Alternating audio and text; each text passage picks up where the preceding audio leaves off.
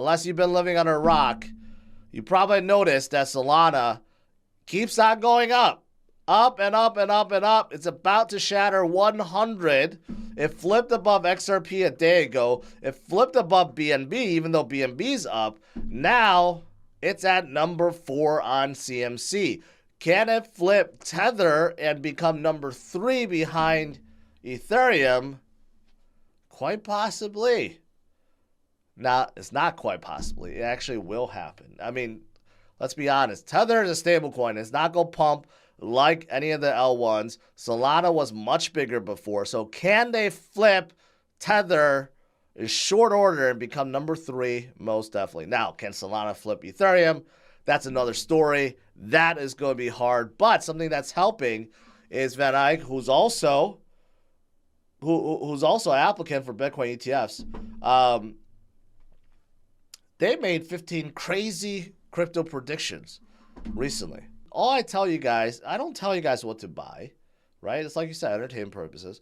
All I do is make sure that you guys understand that crypto is the future. You don't want to be flooded out, no matter how scary it gets, okay? This is the future, and we are so early.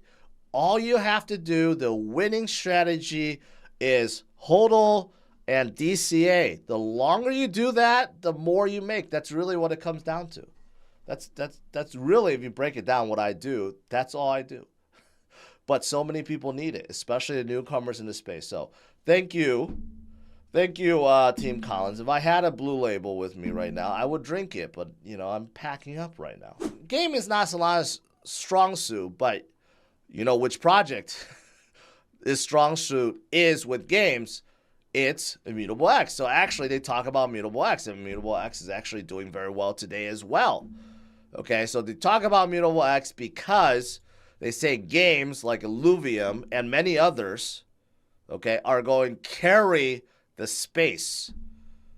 Games is huge. Potential is enormous, and it's going to draw in a lot of games, a lot of people. So Immutable X, it has some of the biggest games out there. Illuvium is still waiting. I mean, they have mini games. They're still waiting for their new, you know, their full-fledged RPG game to come out. But, you know, they got listed on Epic Games. You got Gods Unchained listed on Epic Games, right? You got others. You got like, what is it, Wagman Games, which I'm an advisor for. They're launching. They just launched in New Zealand. They're a mobile game, right? But you just got a lot of games that's happening on Immutable X, right? And not only that, they have a partnership with Beam, which is really good, also into games. They launched their Passport, which is also for games. I mean, you get the picture, right? They're all about games, and games is going to be absolutely huge, according to like one of their big bullish sectors for 2024. Okay, but what else? What else? Well, of course, they talk about Solana. It may be the reason why Solana, partially why they're so strong, because they say Solana will reclaim their TVL. Okay, they're nowhere near their previous high of 10 billion, but it's climbing. And because of this, they feel like they could be one of the strongest performers in 2024. Okay, and I mean, right now, again, unless you're living on a rock, you realize that Solana is just one of the strongest right now. Okay, even in being a big cap, ultra big cap at $42 billion, they still have plus 20% days, which is crazy. And we're not even in full-fledged altcoin season yet. So many people love Cardano. Will never give up on Cardano, right? And there are some Cardano news. First of all, they partner up with Brazil's state-owned oil company for blockchain education. You know, Charles loves education, right? So overall, I guess this is good. It's not going to help it pump right away, but yeah, you know, spreading the word about Cardano and blockchain technology doesn't hurt, right? Obviously, a big initiative in Africa already, but also in Brazil. But you also have, you know, you have trading now in Brazil. I've talked about this before, but you got some of the biggest banks in Brazil and in Latin America overall that are now allowing, sorry, can't talk this morning, Bitcoin trading and others, right? And Cardano possibly being one of them. And here's the kicker. Cardano's TVL now is at its highest ever. Before, I used to make fun of Cardano saying that they have no TVL. But now it's above 400 million, okay?